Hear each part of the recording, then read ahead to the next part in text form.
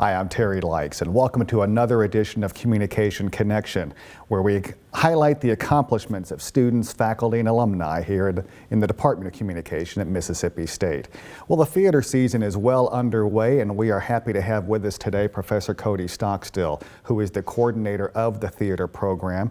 You have just come off a successful run of The Magician's Nephew, part of the Chronicles of Narnia series. Several hundred students attended that program, really wonderful, and most people don't understand how much it takes to pull off these theatrical productions. So we're going to talk about that, Beowulf and Mamma Mia coming up as part of the season this year. But first, tell us a little bit about your background. How did you get into all of this? Well, I actually started doing theater in undergrad, my sophomore year of undergrad. And it was sort of just on a whim, and the bug sort of bit me, and I've honestly never had a different job since. I started out thinking I wanted to be an actor. That didn't work out.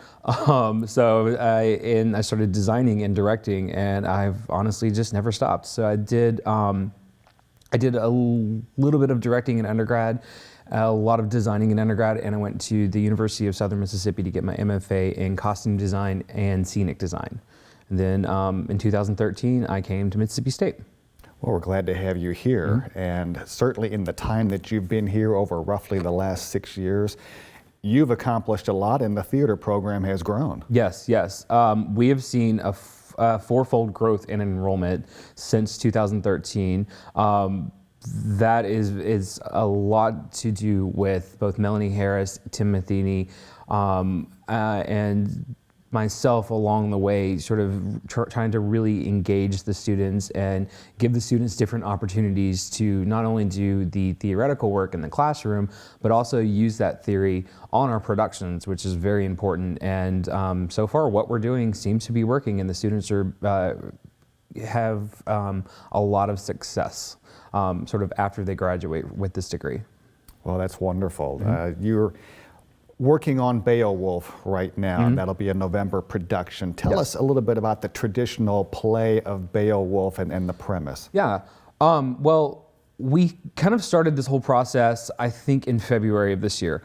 And with Beowulf, we just couldn't find a script that we actually liked. And we found a one-man show of Beowulf, and we were just like, this isn't gonna work for a college theater program. So we got the idea to write our own script. And I chose a core group of students. I've got 3 theater majors who were interested in writing and interested in the storytelling process. And we spent the entire month of July and August over the summer writing, coming up with a story, and this is an original piece. So it's not just me serving as the writer, it's 4 voices sort of coming together as one to do our original take on Beowulf. We're trying to do Beowulf for modern audiences. It's still, the classic Norse Viking tale, but we're trying to highlight the themes and the ideas that are in the original poem and make them accessible and exciting and relevant to a modern audience.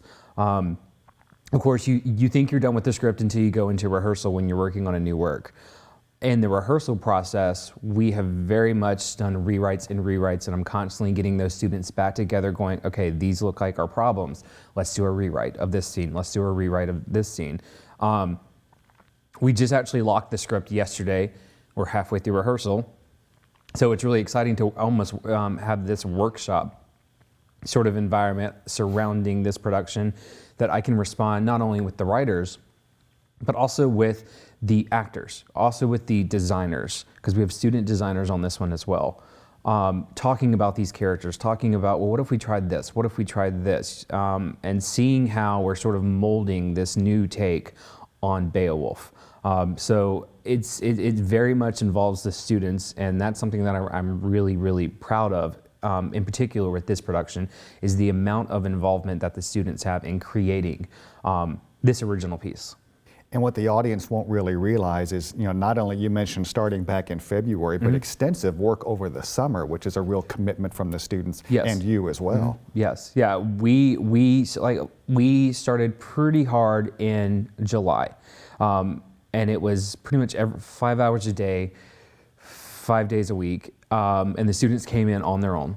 And we basically sat around a big table, and everyone had a copy of Beowulf. I was usually the one on the laptop, and we were just talking about the show, plotting it out. We would run to our whiteboard, and we had this giant plot that we were like, okay, we have to talk about this, we have to talk about this, we have to talk about this, and how are we going to reveal this story? And then, of course, your first draft is absolutely awful.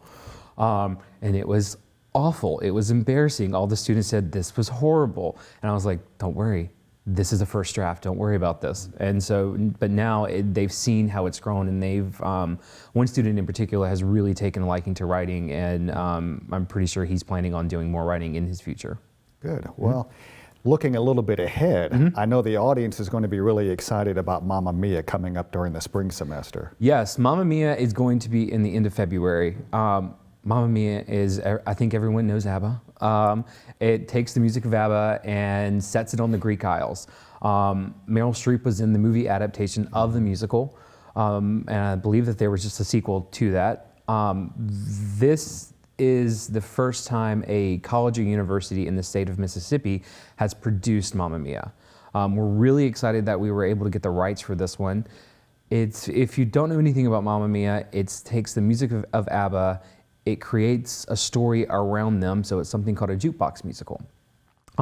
It's fun, the audience can sing along with it.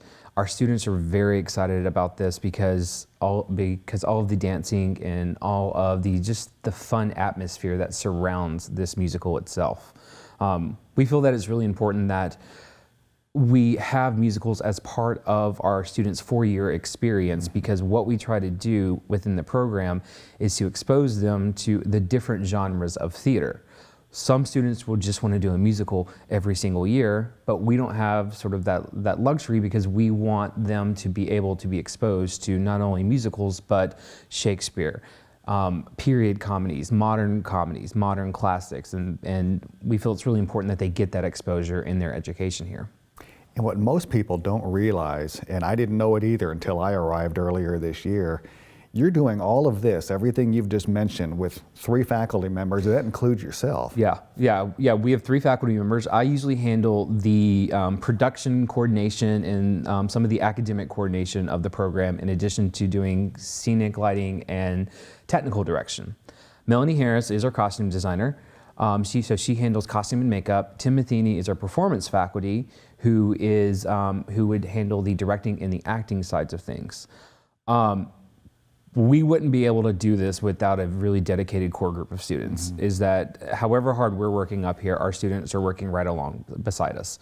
You know, if we have to pull late nights because we have 500 kids coming in the morning, it's okay, we've got to paint the floor tonight. We don't even have to ask some of the students. They just say, we're here. What time are we painting? And we wouldn't able to accomplish our job without our students, honestly. Well, and I know that earlier this year you invited me to come to a meet and greet of the students, and it was really just inspiring to see how many students were there, how dedicated they were. This was on a weekend, of course. Yeah. And they were just anxious to jump right in. Yeah, our meet and greet is something that we do at the beginning of each semester, and it's not only for comm students or theater students, it's for any student on Mississippi State's campus. If they have any interest at all in theater and improv and film, we invite them to come meet us, and we tell them how to get involved. That's something that a lot of people don't realize, is that you don't just have to be a theater major or a comm major to take part in our shows. We're open to the entire campus. That oftentimes I will have, for Beowulf, for example, my Beowulf that's in Beowulf is an education major, and he's acting right alongside theater majors. So that's something that we think actually makes our productions better, is that we have that diversity of voices in the productions. And it's sort of that cross-college sort of collaboration on the student level that we feel is really important. And so you mentioned that in the cross-college, and of course we know about all the different programs here at the university, but theater really plays a vital role in the life of the university. Yeah, theater is a representation of sort of the culture it's very important. It's vital because it gives, I always say that theater gives a voice to the voiceless, that it allows dialogue to happen in a meaningful way, but also in a dramatic way, that it goes beyond just simple conversation. It allows the power of storytelling to really sort of come to the surface. You know, and when we talk about theater history, in one of my courses, we always say that wherever there is any sort of civilization or people are gathering in groups, there's the development of theater. So there's something in our DNA. There's something in our DNA that human beings are storytellers. And that's what theater really allows us to do, is tell stories.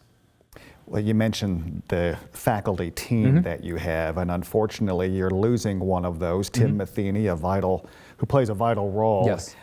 Is going to William Carey University, where he once was, and now is going to be an associate dean starting next year. But it means you have a chance to bring in some fresh ideas, and also you've been given the chance to hire a technical person in theater. So hopefully 2 new people coming in next year if all goes as planned. Yeah, and it's about that growth. We're really seeing an uptick in the growth. And while we're really sad to lose Tim, Tim is a dear friend of mine.